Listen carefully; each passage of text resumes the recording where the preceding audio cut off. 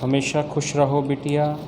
This is JVN doctor Rakesh Sharma, professor department organ of medicine and homoeopathic philosophy, Jyoti Vidyapeeth women's university Jaipur. I welcome all of you in today's practical session in which we have discussed the introductory part of the case taking, how to make questions to elicit more information from the patient. Today I want to discuss miasmatic aspect in homeopathic prescribing.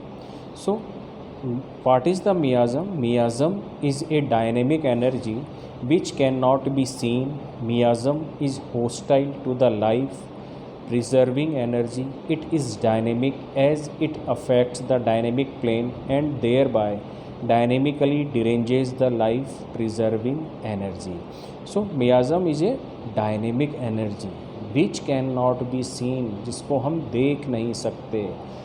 Miasm is hostile to the life preserving energy. Life preserving energy, what is life preserving energy?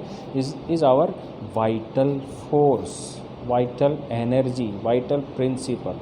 So miasm is hostile to our vital force. It is dynamic as it affects the dynamic plane.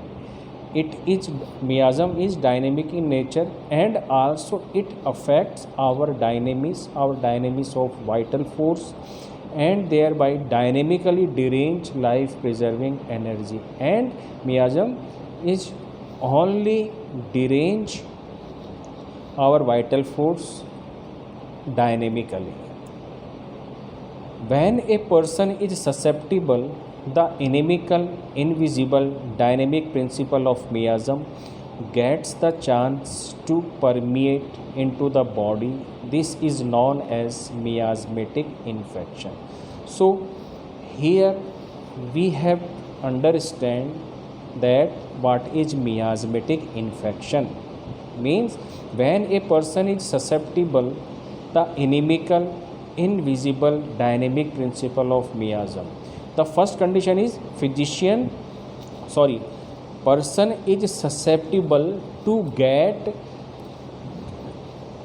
get dynamically deranged from miasm.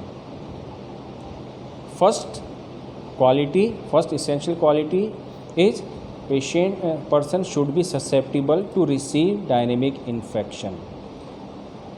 Gets the chance to permeate into the body. This is known as miasmatic infection. Miasmatic infection in homeopathic parlance.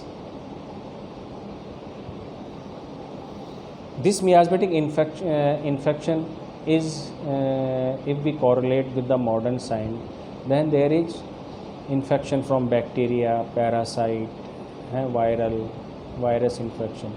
So in homeopathy, an infection is produced from the miasmatic infection. So miasms are dynamic in nature and it affects our vital force in a dynamic way. That is the miasmatic infection. After entering in the body, it tends to join the fundamental miasm already existing in the body. After entering in the body, this miasmatic infection, when enters in our body, it tends to join the fundamental miasm. Those are already present in our body, already existing in the body. Then it takes the upper hand as the miasmatic force from outside plus the miasmatic force already dormant in the body conjoined together and dynamically affect the vital force and the miasmatic force. In health, the vital force wins, and in disease, the miasmatic force wins.